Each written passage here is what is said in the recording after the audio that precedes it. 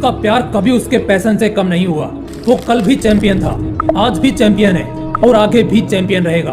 मुझे best hair style या best body नहीं चाहिए, बस मुझे मेरा फुटबॉल दे दो, फिर मैं तुम्हें दिखाता हूँ कि मैं क्या कर सकता हूँ। इस लाइन को कहने वाले स्पोर्ट्स की दुनिया के एक ऐसे सितारे हैं जिनका नाम सदियों तक नहीं भुलाया जा सकता। वो एक इंटरव्यू में कहते हैं कि लोगों को लगता है मुझे सफलता रातों रात मिल गई, लेकिन वो लोग ये नहीं जानते कि मेरी वो रात 17 साल और 114 दिन लंबी थी। एक समय ऐसा था जब उस शख्स के पास उसके इलाज के पैसे तक नहीं हुआ करते थे। कई बार रातें भूखे पेट तक बितानी पड़ती थी। लेकिन आज वही शख्स दुनिया का हाईएस्ट पेड स्पोर्ट पर्सन होने के साथ साथ दुनिया का सबसे अमीर खिलाड़ी भी है। जी हाँ, मैं बात कर रहा हूँ उसी शख्स की जिसका नाम आपके जहन में उतर रहा है। मतलब क्या शानदार प्रदर्शन किया उसने अपने करियर के आखिरी मुकाबले में, अपनी टीम को क्या यादगार जीत दिलाई। आज इस शख्स के सफलता की दीवानी कई देशों की करोड़ों जनसंख्या है। लेकिन वो कहते हैं ना, संघर्ष और दर्दनाक नाकाम दिन किसी को नहीं छोड़ते। ऐसे ही दिनों से गुजरकर हर कामयाब इंसान अपनी खूबसूरत जिंदगी यानी उस कामयाब जिंदगी के पहले के वो दर्दनाक दिनों की दास्तान लिखता है, जिससे होकर हर किसी को गुजरना है। दोस्तों, आगे बढ़ने से पहले मैं एक बात आपसे पूछता हूँ, जब भी हम किसी सफल इंसान की बायोग्राफी को सुनते हैं, जानते हैं, तो इससे हमारा कितना फायदा हो सकता है। अब जरा आप खुद सोचो, जो शख्स आज लाखों नहीं, करोड़ों नहीं, अरबों लोगों को अपना दीवाना करके बैठा है, सैकड़ों कामयाबियों को अपने नाम करके बैठा है, अगर उनकी जिंदगी का जरा सा हिस्सा भी आपको छू जाए, तब भी आप कितना बड़ा मुकाम हासिल कर लोगे। बस इसी पावरफुल विजन के साथ आज के इस वीडियो में मेसी की जिंदगी से 5 पावरफुल और अनबीटेबल लाइफ लेसन्स को जानेंगे, उनके साथ हुए घटनाओं को रिलेट करते हुए, जो हम सभी के लिए लाइफ चेंजिंग साबित हो सकता है। तो कुर्सी की पेटी बांध लीजिए, धमाकेदार और मजेदार किस्सों का धमाल मचने वाला है। तो चलिए जानते हैं। Lesson number 5, die passion. Messi का फुटबॉल के प्रति जो पैशन था ना, उसका आप अंदाजा भी नहीं लगा सकते। पैशन के पहले डाई शब्द का इस्तेमाल इसलिए किया गया है क्योंकि उनका खेल उनके लिए उनकी जिंदगी से बढ़कर था। अच्छा, मैं आपसे पूछता हूँ, अगर आपको अपने पैशन और अपनी जिंदगी में से किसी एक को चुनना होगा तो आप किसे चुनेंगे? मैं दावे के साथ कह सकता हूँ, आप में से 99% लोग जिंदगी को चुनेंगे। देखो, यहाँ ना तो सीधे सीधे मौत मिल रही है और ना ही सपना सच हो रहा है, लेकिन आपके पैशन को फॉलो करना आपकी जिंदगी पूरी तरह तबाह कर सकता है। अगर ऐसी सिचुएशन आ जाए तो क्या तब भी आप अपना पैशन फॉलो करोगे? अगर आपका जवाब हाँ में है तो मुबारक हो, आप भी फ्यूचर में अपना सिक्का चमकाने के लायक हो। बचपन की एक बहुत छोटी सी उम्र में, 11 साल की छोटी सी उम्र में मेसी को हुई एक ग्रोथ हार्मोन डेफिशिएंसी की बीमारी, जिसके चलते उनका डेवलपमेंट दूसरे बच्चों के मुकाबले बहुत स्लो होगा। उनके ट्रीटमेंट का खर्च $1000 हर महीने होता था और इस बीमारी के चलते उनके हेल्थ पर बहुत बुरा असर पड़ सकता था। डॉक्टर ने उन्हें और उनकी फैमिली को यही एडवाइस किया था कि उन्हें ट्रीटमेंट लेने के साथ साथ फुटबॉल जैसी इतनी हाई एनर्जेटिक गेम को हमेशा हमेशा के लिए अलविदा कहना होगा, वरना समय के साथ उनका कद बहुत ही छोटा रह जाएगा और जिंदगी भी खतरे में पड़ सकती है।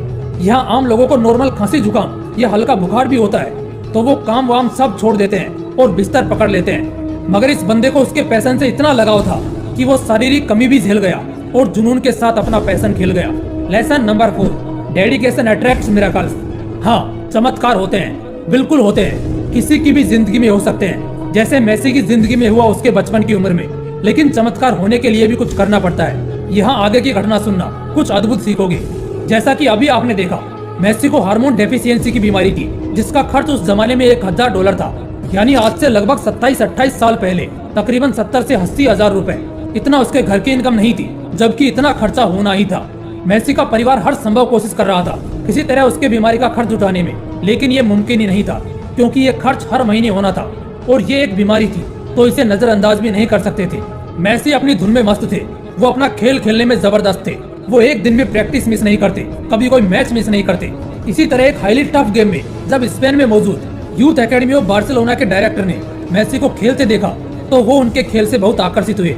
तुरंत वो समझ गए कि ये बंदा दूसरों से बहुत अलग है और इसमें दूसरे यूथ के मुकाबले बहुत ज्यादा काबिलियत है। बस इसी से उन्होंने मेसी को ऑफर दिया कि अगर वो उनके लिए खेलेंगे तो उनके इलाज का पूरा खर्च उनका क्लब उठाएगा। उनके और उनके परिवार के लिए उस समय ये किसी लॉटरी या चमत्कार से कम नहीं था और फिर मेसी ने उसे एक्सेप्ट किया। दोस्तों, यहाँ गौर करना, मेसी को जब उनकी बीमारी वाली बात पता चली, उस समय अगर वो इसी डर से या इसी बहाने के साथ अपने खेल को अलविदा कर देते तो क्या उनका इलाज पॉसिबल हो पाता? क्या वो ठीक हो पाते? नहीं ना।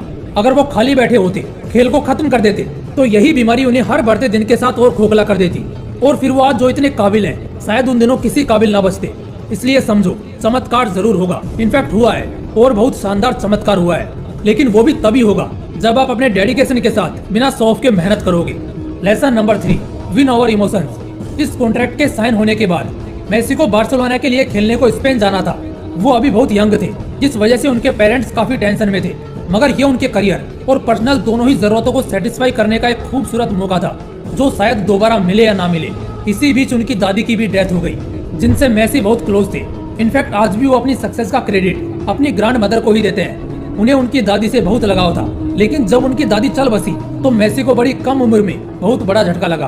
फुटबॉल के प्रति उनकी दादी ने ही उन्हें बहुत ज्यादा प्रोत्साहित किया था और वही उन्हें हमेशा सपोर्ट करती थी। लेकिन उनकी मौत के बाद मेसी का भी अपने खेल के प्रति वो मोटिवेशन, वो डेडिकेशन कम होने लगा था। वो ग्राउंड जाना भी छोड़ रहे थे, लेकिन उस वक्त उनके फादर ने उन्हें सपोर्ट किया, उन्हें हिम्मत दी। कॉन्ट्रैक्ट के तहत अब उन्हें बार्सिलोना क्लब के लिए खेलना था, जो स्पेन में था। स्पेन जाना इतना आसान भी नहीं हुआ, क्योंकि बहुत सी इमोशनल एनवायरनमेंट ने उन्हें घेरा। एट द एंड वो अपनी पूरी फैमिली के साथ स्पेन के लिए रवाना हुए, जहां से उनके सफर की एक नई शुरुआत होनी थी। एक अनजान शहर में सरवाइव करना इतना आसान भी नहीं होता था। इस बीच परिवार ने भी कई तकलीफें झेली, मगर मेसी का प्रोफेशनल करियर दिन ब दिन बेहतर होता दिख रहा था। यहाँ पर तो कई लोग ऐसे होते हैं जो अपना रूम तक शिफ्ट होने से घबराते हैं कि कैसे वो नई जगह अपने आप को एडजस्ट करेंगे। इतना इमोशनल हो जाते हैं कि घर से दूर जाने को भी कतराते हैं, और यही कंफर्ट उन्हें कभी जिंदगी में ग्रो करने नहीं देता। ये दौर मेसी की जिंदगी में भी आया था।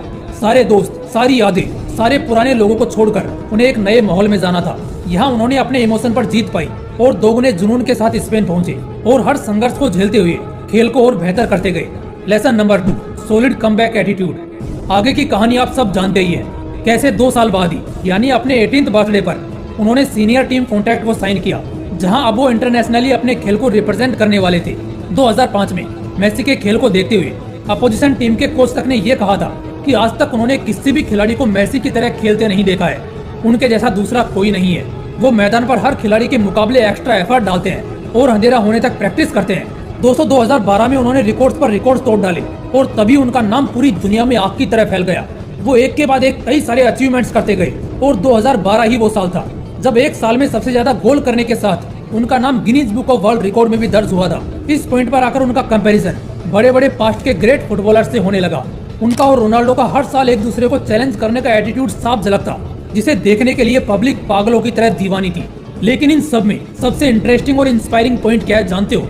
अचीवमेंट्स और सक्सेस की जर्नी में तो समय का पता नहीं चलता, लेकिन बुरा वक्त भी हर किसी की जिंदगी में एक गाइडर के तौर पर जरूर आता है। ऐसा ही कुछ दिल टूटने वाला पल मेसी की जिंदगी में साल 2016 में आया था। मेसी इतना कुछ हासिल करने के बाद भी अपनी टीम को, यानी अपनी कंट्री अर्जेंटीना को इंटरनेशनल ट्रॉफीज दिलाने में नाकाम थे। इसी तरह 2016 के दौरान कोपा अमेरिका में अर्जेंटीना को मिली करारी शिकस्त के बाद मेसी बुरी तरह टूट गए थे। वो खुद में हारा हुआ महसूस कर रहे थे। अब उनका अपने खेल से विश्वास उठता भी नजर आ रहा था। बस इसी वजह से फाइनली उन्होंने रिटायरमेंट का प्लान बनाया। जी हाँ, मेसी तो इस साल रिटायर हुए, लेकिन उन्होंने साल 2016 में ही रिटायरमेंट का प्लान बना लिया था। मगर उनके फैंस और सपोर्टर्स के लगातार रिक्वेस्ट करने पर उन्होंने अपना मन बदला और वापस मैदान में उतर गए। उन्होंने दोबारा कमबैक किया और आगे उन्होंने अपने अचीवमेंट्स और खेल की गति को दोगुना कर दिया। उनके अचीवमेंट्स में 3 UEFA super cup, 4 UEFA champions league, 6 Spanish cup titles, FIFA world cup golden ball, UEFA men's player of the year जैसे और भी न जाने कितने सारी उपलब्धियां शामिल है। लेकिन एक बात बताइए, अगर मेसी 2016 में लगातार शिकस्त के कारण खेल को अलविदा कह देते, तब क्या उनका ये ख्वाब कभी पूरा हो पाता कि कभी वो अपने फीफा विनिंग टीम का हिस्सा होंगे? जबकि इस साल वर्ल्ड कप से पहले ही उन्होंने अनाउंस कर दिया था कि वो रिटायरमेंट लेंगे, और वो अपनी इस आखिरी इंटरनेशनल टूर्नामेंट में भी जाते जाते अपनी टीम को एक यादगार जीत दिला गए। दोस्तों इसी तरह का सॉलिड कमबैक एटीट्यूड अगर हम भी अपनी जिंदगी में रखें तो मजा आ जाएगा। देखो कई बार फिसल सकते हो, राह में भटक सकते हो, मगर कभी हौसला मत खोना, सब मुमकिन होगा और इतना मिलेगा जितना तुमने कभी सपने में भी नहीं सोचा होगा। Lesson number 1, accept the twist, ignore the excuse. जिंदगी में अगर एक कला सीख लेते हो तो आपको कभी जिंदगी में डर नहीं लगेगा और एक सेकंड का भी समय बर्बाद नहीं करोगे। हमने अब तक तो देख ही लिया है कि कैसे मेसी की जिंदगी में लगातार ट्विस्ट पर ट्विस्ट आता गया। पहले बीमारी ने घेरा, फिर उनकी सबसे क्लोज यानी उनकी ग्रैंड मदर की डेथ हुई। इलाज का खर्च मौका बनकर सामने आया।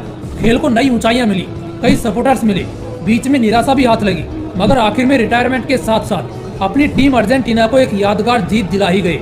इसमें जो गौर करने वाली चीज है वो ये है कि मेसी ने अपनी जिंदगी के हर मोड़ को एक्सेप्ट किया।